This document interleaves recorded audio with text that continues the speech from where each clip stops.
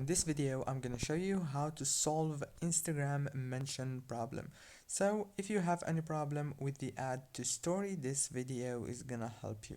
All what you have to do, guys, is open the settings on your phone, open the apps manager and go to the apps like this.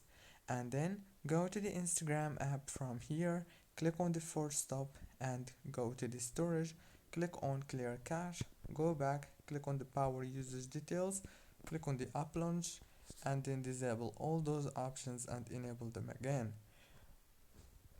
Click OK, and last thing you want to do is open the Play Store, search for Instagram and click on update. If you don't have the latest version, you should update it, because sometimes the problem is from the update if you don't have the latest version.